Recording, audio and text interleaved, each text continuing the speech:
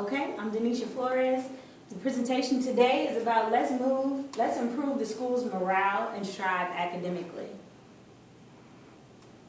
All right, so I have some ingredients to a positive change. First, we're going to recognize that there is a problem.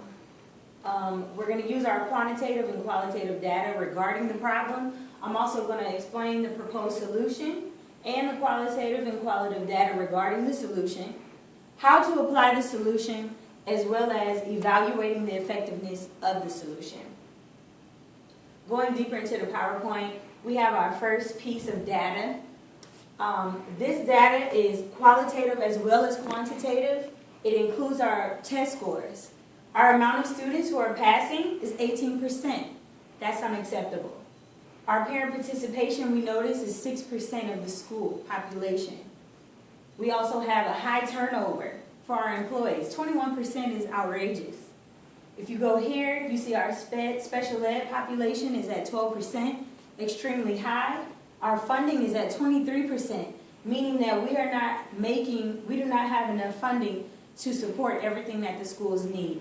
We're falling behind in our books. We don't have enough equipment or the tools to properly educate our students. The student enrollment is at a 20%. We don't have enough students to actually educate, no funding to provide them with the tools needed. We don't have parent participation. Employee turnover is high, so we're losing educators. And we're having more and more students fail our state testing. The problem with low morale data is still continuing. We're moving on to a survey that was given to our upperclassmen seniors. The students saw it from a point of view of a student, parent, and staff. They recognize that the students have no motivation. They accept failing, and the behavioral issues are because of the failing. The parents have low participation. They don't enforce education at home and down school abilities to educate them so they don't come in. They also believe that the staff are crippling some of the students by giving them answers, unethical grading, which are giving them grades rather than them earning them, and not supported by administration.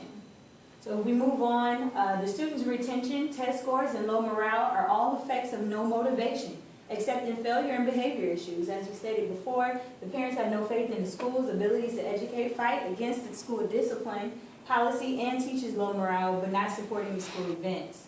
Staff is 90% are related to the students, and grades that are not earned, loss of passion for the lack of administration's backup. Let's continue on with the presentation. As you can see, it all rolls together. Our proposed solution is step one, connecting with the parents. The way that we're going to do that, we have a parent meeting, create a participation contract for the parents to sign as well as us and the students, and then we'll have a create communication application, application on the cell phones so that we can communicate with the parents without trying to use a third party, the students as a third party. Second step would be transfer all related teachers and administration to different schools. It's time to mix it up a little bit. What we would do is divide all the different schools and then bring in administration who are not related to the students in this small community. Moving over, the third step, we will rezone all the schools to create a little more diversity. That's something that's needed in the area. 2 schools have all related students and need to be mixed up, the children in the entire district. So orientation to adapt to the change will be the next step in there. Step 4, have a new school event, and then that will be where we welcome to the new school food festival. Is something that I thought would be good, being that this is a culture that likes to eat. 10 ways to improve our education would be engage, project-based learning, connect, integrated studies, share, cooperative learning, expand, comprehensive assessment. We would do with our teachers, coach, intellectual and emotional guide, learn, teaching and apprenticeship, and then the schools adapt technology, reorganize resources, community, involve parents, and include community partners. How to apply this solution. The school district is a nonprofit organization. The problem stands at a high employee turnover with a down spiral of loss in morale. Both of these problem solutions are going to have a lot to do with the implementation methods in order to reach the successful goal of the achievement. Well, one of the methods will be referring to raising morale, and the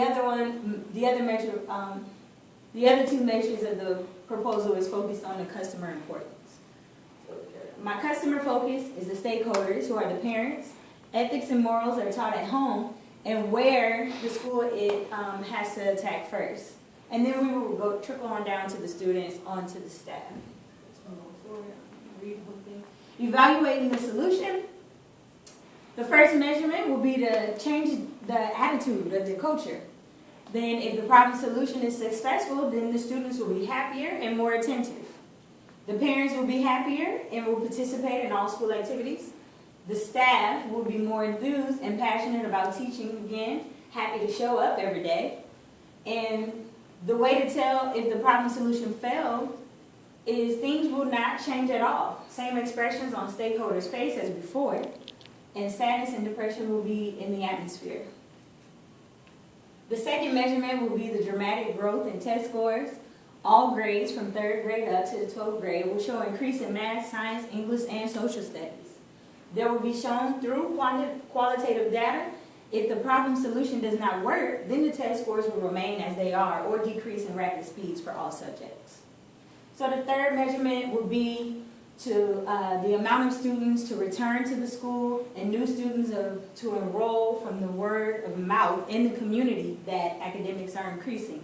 The school will go from 200 students to an amount of approximately 400 students. If the problem solution does not work, then the numbers will stay the same or decrease in enrollment from parents relocating for better education opportunities. This will be shown through quantitative data. So basically we come to all of this to show the different amounts of data that there is a problem solution that needs to be implemented. I hope that this presentation was inquiring and persuasive, and I hope to see great results. Have a great day.